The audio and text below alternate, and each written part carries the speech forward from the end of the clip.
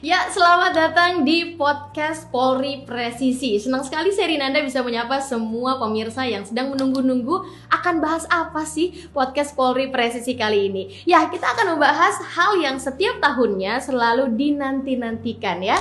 Dan ini sudah menjadi tradisi tahunan yang ditunggu-tunggu oleh sebagian masyarakat Indonesia. Bisa berkumpul kembali dengan keluarga, bersilaturahmi dengan orang tua, sanak, saudara, tetangga, teman-teman masa kecil, dan ini selalu bikin kangen ya. Beberapa tahun belakangan ini ya, akibat dari pandemi COVID-19, tradisi mudik selama 2 tahun terakhir ini sangat dibatasi oleh pemerintah. Dan tahun 2022 ini mudik diizinkan oleh pemerintah meski tetap dengan pembatasan walaupun lebih longgar dibanding 2020 dan 2021. Tapi pemirsa, ada hal-hal yang harus kita perhatikan yang mana saat kita meninggalkan rumah untuk mengunjungi kampung halaman, dari sisi keamanan ini benar-benar harus kita jaga karena mengundang kerawanan kriminalitas. Nah, ini benar-benar harus jadi konsentrasi kita karena adanya potensi kerawanan terjadinya gangguan keamanan dan ketertiban tidak melulu nantinya akan terjadi di tempat yang kita tinggalkan. Namun selama perjalanan ke kampung halaman dan tentunya saat kita berada di kampung halaman kita akan kita bahas dengan sangat menarik di episode kali ini untuk podcast Polri Presisi. Di hadapan saya sudah ada 2 narasumber keren nih. Ada Bapak Komjen Pol Dr. Andes Arief Sulistianto MSI, Kepala Badan Pemelihara Keamanan Kabaharkam Polri. Saya ingin menyapa beliau terlebih dahulu. Pak Arief, selamat semangat pagi deh supaya selalu seperti pagi hari. Ya, semangat pagi. Semangat Nanda, pagi. apa kabar? Baik ya Pak ya. Baik. Baik, kabar kita baik, kabar saya baik, senang banget bisa akan ngobrol dengan Bapak. Kabar Bapak juga pastinya luar biasa ya. Pak Arief tidak sendirian karena ada satu lagi narasumber kita kali ini, yaitu ada Dr. Andes Dadang Sudiadi MSI, kriminolog Universitas Indonesia. Pak Dadang, semangat pagi. Selamat pagi. Kalau saya bilang pagi. Yes. Betul. Saya nunggu itu sebenarnya. Semangat pagi. Pagi. Yes. Baik, Pak Arief dan Pak Dadang, selamat datang. So, kita siap untuk ngobrol soal rumah aman mudik tenang. Nah, seperti apa sih mudik yang tenang? Karena kita sudah merasa bahwa rumah yang kita tinggalkan ini insya Allah aman, sehingga nantinya kita bercengkrama dengan keluarga juga lebih santai ya.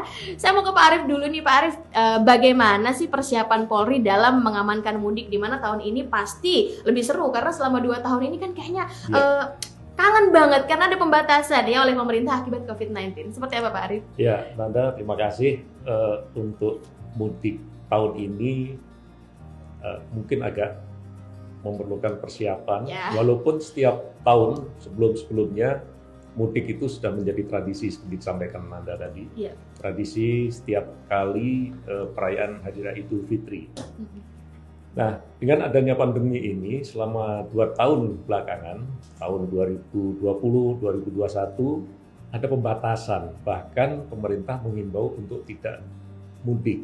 Karena memang waktu itu pandemi COVID-19 sedang tinggi-tingginya. Seiring dengan perkembangan pandemi COVID yang menurun dan perkembangan bagus di Indonesia, sehingga pemerintah mengeluarkan kebijakan mengizinkan untuk seluruh warga masyarakat mudik. Tapi, ada tapinya ini, tetap memperhatikan protokol kesehatan dan segala sesuatunya sudah diprediksi, sudah dipersiapkan oleh pemerintah, terutama Kepolisian Republik Indonesia untuk mengamankan seluruh aktivitas mudik masyarakat ini. Apa yang akan terjadi di mudik nanti? Yang jelas akan terjadi pergerakan warga masyarakat dari tempat tinggalnya ke tempat tujuan. Sehingga ada 2 lokasi yang ditinggalkan dan lokasi yang dituju. Yang kedua, dia akan menggunakan sarana transportasi. Ada transportasi umum, ada transportasi pribadi. Transportasi umum darat, laut, udara. Ya.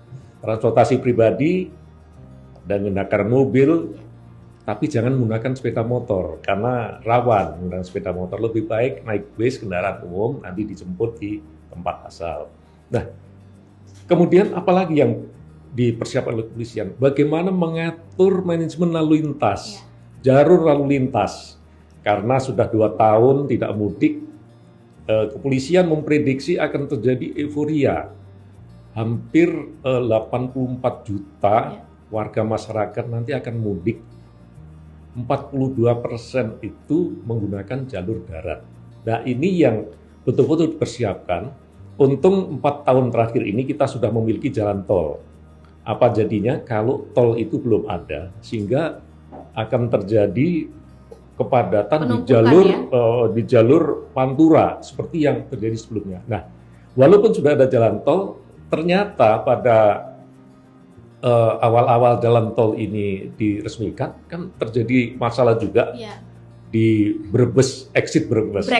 Brexit terkenal karena waktu itu juga bersamaan dengan Brexit di Inggris. Brexit, BREXIT, bukan break and sit, istirahat duduk gitu ya.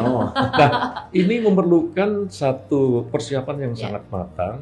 Bagaimana manajemen lalu lintasnya, kemudian bagaimana juga yang di jalur laut, pelabuhan-pelabuhan juga harus dipersiapkan. Kapalnya untuk mengangkut penumpang, pasti akan terjadi ledakan penumpang. Jangan sampai nanti kapasitasnya 300 diisi sampai 1000, akhirnya tenggelam. Overload ya? Overload, nggak boleh itu. Kalau angkutan udara sudah ada otoritas yang menangani, saya pikir itu sudah berjalan dengan sendirinya. Nah, ini yang perlu dipersiapkan adalah warga masyarakat yang akan mudik ini. Apa yang dipersiapkan? Pertama, rumah yang akan ditinggal ini jangan ditinggalkan dalam keadaan kosong. Titipkan kepada Pak RT. Syukur ada orang yang menunggu di rumahnya itu. Jangan sampai nanti pulang-pulang barangnya hilang semua. Nah, ini jadi repot gitu. Titipkan kepada RT, RW, syukur ada yang nunggu, dan sampaikan kepada kepolisian terdekat. Kepolisian akan melakukan kegiatan-kegiatan patroli preventif untuk menjaga seluruh warga masyarakat. Kemudian untuk manajemen transportasinya, jalur lalu lintas. Dalam pengamanan mudik tahun ini, dan setiap tahun memang dilakukan kepolisian, menggelar operasi kepolisian dengan sandi Ketupat 2002. Ketupat 2022. Berarti ini akan ada gelar operasi di mana-mana, benar nggak Pak? Di seluruh Indonesia. Dan akan semakin banyak nggak sih? Iya. Jadi operasi Ketupat ada Satgas Operasi, Kaops, kepala operasinya adalah Kakor Lantas, wakilnya Kakor Sabara. Ini akan digelar di seluruh Indonesia. Jadi untuk pelibatan personilnya, seluruh Satgasda di Polda-Polda seluruh Indonesia itu jumlah personil yang dilibatkan ada 143.516 personil. 143.516? Iya, 143.516 personil. Ini nyaris menyamai harga daging per kilo ya Pak? Iya. Banyak ya Pak ya? Iya, banyak. Karena memang itu digelar bukan hanya di